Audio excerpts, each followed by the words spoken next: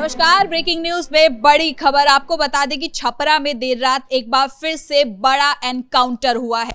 Doctor के अपहरण को लेकर यह एनकाउंटर किया गया है, यानी कि बिहार में सुरक्षा व्यवस्था और कानून व्यवस्था को बनाए रखने के लिए सरकार लगातार काम कर रही है, जो कि ये एनकाउंटर बताता है। इसी खबर पर ज्यादा अपडेट के साथ मेरे साथ मौजूद है मेरे सहयोगी हर्ष भारद्वाज। सर, छपरा में एक बार फिर से 3 बड़े एनकाउंटर के बाद एक बार फिर से एनकाउंटर हुआ है। बिल्कुल, देखिए, दरअसल मामला ये था कि एक डॉक्टर का अपहरण करने की कोशिश की गई थी। बुधवार रात ये अपहरण करने की कोशिश थी। हालांकि बीच में वो डॉक्टर गाड़ी से कूदकर भागा। उसके बाद उसने पुलिस में रिपोर्ट दर्ज कराई, जिसके बाद पुलिस ने कल देर रात यानी आधी रात इन लोगों का एनकाउंटर किया है। हालांकि ये 2 जने बताए जाते हैं, इनके बाएं पैर में गोली लगी है। हाफ एनकाउंटर इनका किया गया है, लेकिन तकरीबन इनके ऊपर 24 से ज़्यादा मुकदमे दर्ज हैं और वो भी अपहरण के मुकदमे दर्ज हैं। और अब ये कहा जा रहा है कि इन पर कड़ी कार्रवाई की जाएगी। हालांकि इनको कोर्ट में पेश करके जेल भी भेजा जाएगा, लेकिन अभी इन्हें अस्पताल में भर्ती कराया गया है और इनका इलाज चल रहा है, क्योंकि कल देर रात जब इनका एनकाउंटर हुआ है और उसके बाद अभी इनका इलाज स्थानीय अस्पताल में चल रहा है। लेकिन सवाल ये है कि अब जिस तरीके से हम एनकाउंटर्स देख रहे हैं बिहार में, तो क्या अब ये इसी तरीके से जारी रहने वाला होगा? क्योंकि आप देखिए कि बुधवार को कैसे अपहरण की कोशिश हुई और ठीक वीरवार को आधी रात ये एनकाउंटर हो गया। 24 घंटे के अंदर ये पूरी कार्रवाई की गई है। बिल्कुल, देखिए, जहां पहले लेट लतीफ़ी होती थी बिहार के अंदर, लेकिन अब गृह विभाग संभालने के बाद सम्राट चौधरी बिल्कुल भी ऐसे मूड में नहीं है कि ये लेट लतीफ़ी हो, वो सख्ती के मूड में नजर आ रहे हैं। और 24 घंटे के अंदर ही अंदर हम देखते हैं कि अपराधियों का एनकाउंटर हो रहा है। 24 घंटे के अंदर अंदर ही जो मामले हैं उसका निपटान भी हो जाता है, जो दर्शाता है कि बिहार में कितनी सख्ती लागू है और आगे आने वाले समय में ऐसी ही सख्ती लागू होगी। कल हमने अपने दर्शकों को बताई थी कि एक मीटिंग हुई थी और मीटिंग में अपराधियों की लिस्ट भी तैयार की गई थी, लेकिन उन अपराधियों की जो लिस्ट तैयार हुई है अब उनको एक एक करके टारगेट किया जा रहा है और एक एक करके उनका हाफ एनकाउंटर हो रहा है। क्योंकि देखिए, उनके जो लिंक्स हैं वो सिर्फ बिहार तक सीमित नहीं हैं, उनके लिंक बिहार से बाहर भी सीमित हैं और किस तरीके से माफियागिरी करते हैं और अपराध फैलाने का काम बिहार के अंदर किया जाता है, वो तस्वीर हम देख रहे थे। लेकिन जिनकी छपरा के जहां एनकाउंटर हुआ है उनके बारे में जानकारी जो मिली है वो ये है कि 24 तो मामले पहले से ही दर्ज है, लेकिन पुलिस उनको कई दिनों से ढूंढ रही थी और पुलिस ने ही पूरा इंतजाम किया था कि कैसे उनका एनकाउंटर्स करना है। एक टीम गठित की गई थी और टीम गठित करने के बाद उसका एनकाउंटर हुआ है, क्योंकि ये लोग अपहरण ज़्यादा करते थे। इससे पहले भी इन्होंने कई बच्चों का भी अपहरण किया था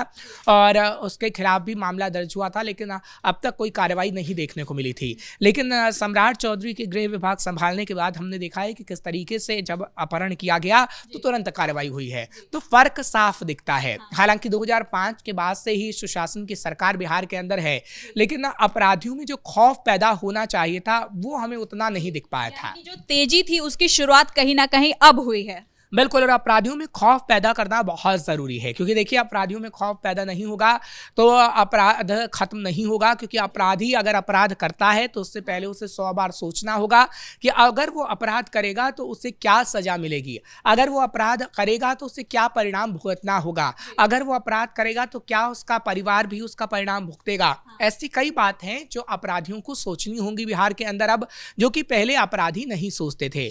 लालू यादव की सरकार से लेकर हमने देखा है कि किस तरीके से महिला सुरक्षित नहीं रहती थी, कैसे महिलाओं को उठा लिया जाता था। लेकिन नीतीश की जब सरकार आई 2005 के बाद तो धीरे धीरे बदलाव की शुरुआत हुई, लेकिन एकदम तेजी से जो बदलाव की शुरुआत हो रही है वो हम इस वक्त देख रहे हैं। यानी 2025 के अंदर जो एक एग्जाम्पल सेट करने की कोशिश सम्राट चौधरी कर रहे हैं। तो सर, क्या ये जो आरोपी पकड़े गए हैं ये भी कुख्यात अपराधी थे? क्योंकि अब तक जो हमने एनकाउंटर 3 वो बड़े एनकाउंटर माने गए हैं, तो क्या ये भी एक बड़ा एनकाउंटर है? बिल्कुल, देखिए, बड़ा एनकाउंटर इसलिए कहा जा सकता है क्योंकि इन पर 25 से ज़्यादा मामले दर्ज हैं और पुलिस जब इनकी तलाश कर रही थी और इनके ऊपर ज़्यादातर अपहरण के ही मामले हैं, तो ये कुख्यात अपराधी ही हुए और इनको पकड़ना पुलिस की बड़ी कामयाबी ही माना जा सकता है, क्योंकि पुलिस इनकी कई दिनों से तलाश कर रही थी। लेकिन पहले क्या होता था कि मामले आते थे, पुलिस कोई कार्रवाई नहीं करती थी, लेट लतीफ़ी होती थी और मामलों को ढक दिया जाता था। लेकिन अब सम्राट चौधरी लगातार मीटिंग्स लेते हैं डीजीपी विनय कुमार के साथ, और छोटी से छोटी घटना भी होती है तो उसका ब्यौरा मांगते हैं। देखिए क्या होता है, सबसे कमी होती है प्रशासन की तरफ से मॉनिटरिंग की। अगर आप किसी वाकये की, किसी चीज़ की मॉनिटरिंग नहीं कर रहे हैं तो आपको नहीं पता लग पाएगा कि हमारे प्रदेश के अंदर क्या हो रहा है और कैसी कार्रवाई, कैसी सख्ती हो रही है। लेकिन यहाँ क्या हुआ है, नीतीश सरकार जब 2005 के बाद आई, सुशासन की सरकार, तब भी हमने देखा कि मॉनिटरिंग की कमी रही।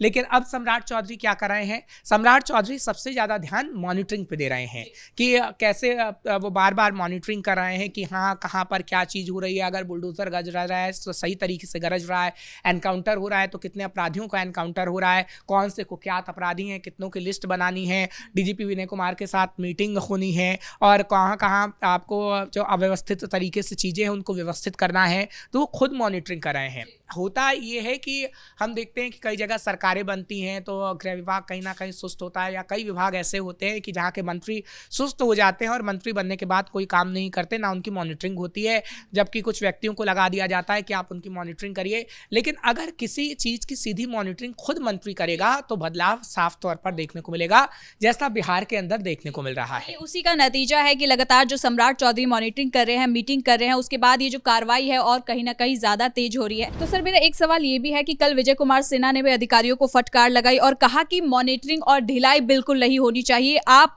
अपराधियों पर अपने हिसाब से उनका इलाज करें और ट्रीटमेंट करें। बिल्कुल है कि अपराधियों पे ढिलाई नहीं होगी और मॉनिटरिंग ज़्यादातर होगी। यही बात हम कह रहे हैं कि विजय सिन्हा हो या फिर सम्राट चौधरी हो। अच्छा, उत्तर प्रदेश का एग्जाम्पल यहाँ पर देते हैं।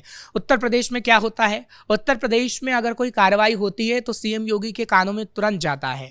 उत्तर प्रदेश में अगर कोई बड़ी कार्रवाई करनी होती है तो सीएम योगी उसकी खुद निगरानी करते हैं। महाकुंभ हुआ, सीएम योगी ने खुद निगरानी की। संभल के अंदर वो चीज़ें हुई, हमने देखा खुद निगरानी की गई। जब जामा मस्जिद का सर्वे हुआ तो पल पल की अपडेट योगी आदित्यनाथ खुद ले रहे थे, जबकि वो एक सीएम थे। चाहते तो कई अधिकारी पल पल की अपडेट ले सकते थे और योगी आदित्यनाथ आराम से उन अपडेटों को सुन सकते थे या फिर उस पर कार्रवाई बाद में हो सकती थी, लेकिन ऐसा नहीं हुआ।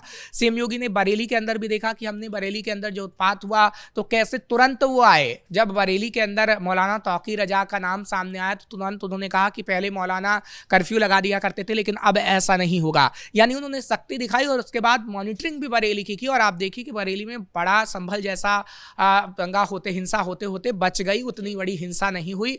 तो अगर आप खुद सीएम हैं या फिर गृह विभाग संभाल रहे हैं या फिर कोई बड़े मंत्री हैं, खुद मॉनिटरिंग कर रहे हैं, तो उसका नतीजा ये होता है कि हम देखते हैं कि व्यवस्थित चीज़ें हो जाती हैं, जो कि उत्तर प्रदेश के अंदर भी हुई और ऐसा ही बिहार के अंदर भी हो रहा है। यानी अगर आपने ढिलाई बरत दी तो वैसा ही बिहार रहेगा, वैसा ही उत्तर प्रदेश रहेगा जैसे समाजवादी पार्टी में रहता था और जैसे लालू प्रसाद यादव की सरकार में रहता था। लेकिन देखिए, बदलाव ही प्रकृति का नियम है, बदलाव कहीं ना कहीं होना तय होता है, लेकिन बदलाव करने वाले के विचार अच्छे होने चाहिए। बदलाव करने वाला एक ऐसा व्यक्ति होना चाहिए जो कि लोगों के बारे में सोचे। और 2005 के बाद कहीं ना कहीं जब एनडीए की गवर्नमेंट बिहार के अंदर आई है तो आम लोगों के बारे में सोचा गया है। पहले जब हमने देखा लालू प्रसाद यादव की सरकार रही तो सिर्फ माफियाओं के बारे में सोचा जाता था, सिर्फ अपराध के बारे में सोचा जाता था, अपराधियों के बारे में सोचा जाता था कि अपराधी कैसे अपराध करें और वो उनकी अवैध संपत्तियों को अर्जित करें, अवैध संपत्तियों को अर्जित करके वो प्रशासन को सौंप दें। आज ऐसा ही नहीं, लैंड फॉर जॉब का मामला हम देख रहे हैं कि उजागर हुआ है। आज ऐसा ही नहीं, IRCTC का मामला उजागर हुआ और उसके बाद कोर्ट के अंदर मामला चल रहा है। तो कई माफिया ऐसे हुए हैं बिहार के अंदर जिनका साथ प्रशासन ने दिया है, लेकिन अब माफियाओं का साथ नहीं दिया जाता, माफियाओं को खदेड़ा जाता है, अपराधियों का एनकाउंटर्स होता है। और अब हम देख रहे हैं कि अब जो सख्ती बिहार के अंदर देखने को मिल रही है उससे अपराधियों में खौफ पैदा होगा। तो सर ये कहना मतलब गलत नहीं होगा कि बिहार में जो जंगल राज की जो छवि बनी हुई थी अब कहीं ना कहीं बिहार उससे उभर रहा है? देखिए, धीरे धीरे तो वही तस्वीर नज़र आ रही है, क्योंकि जंगल राज शब्द का इस्तेमाल एनडीए ने बखूबी किया है। 2005 से पहले भी हमने देखा कि जब जंगल राज शब्द का इस्तेमाल किया गया तो नीतीश कुमार के लिए वो बहुत अच्छा शब्द साबित हुआ। जब लालू प्रसाद यादव की सरकार गिर गई और नीतीश मुख्यमंत्री बन गए। लेकिन 2005 से लेकर 2025 तक हमने देखा है कि ऐसे जंगल राज शब्द का इस्तेमाल किया गया है। लेकिन जंगल राज लालू प्रसाद यादव की सरकार में वाकई था, कोर्ट की तरफ से जंगल राज शब्द का इस्तेमाल किया गया था। हालांकि वो अपराधी तत्व के को लेकर नहीं था, वो किसी और चीज़ को लेकर था। जब हमने देखा था कि बाढ़ आ गई थी और वैसी स्थितियां उत्पन्न हुई थी। खैर, जंगल राज शब्द का इस्तेमाल जो नीतीश सरकार ने किया है उसका फ़ायदा नीतीश गवर्नमेंट को मिला है। लेकिन हाँ, एनडीए सरकार में हम ये नहीं कह सकते हैं कि ये जंगल राज है। एनडीए सरकार में ये नहीं कह सकते हैं कि किसी भी महिला को कहीं भी उठा लिया जाता है या किसी भी व्यक्ति का अपहरण हो जाता है। एनडीए गवर्नमेंट में बदलाव हुआ है, बदलाव होगा। अब गृह विभाग जब सम्राट चौधरी ने संभाला है तो आगे आने वाले समय में और कितना बदलाव होता है, हमारी नजरें उस पर भी बनी रहेंगी। बहुत बहुत धन्यवाद सर इन तमाम जानकारी के लिए। तो कुल मिलाकर बिहार बदलाव की ओर बढ़ रहा है। ये जो एनकाउंटर लगातार बिहार में देखने को मिल रहे हैं, ये बताते हैं कि बिहार आने वाले समय में और ज्यादा विकसित होगा और सुरक्षा और कानून व्यवस्था के क्षेत्र में और ज्यादा मजबूत होगा। ब्रेकिंग न्यूज में इतना ही। कैमरा पर्सन राजकुमार के साथ मैं सृष्टि शाह।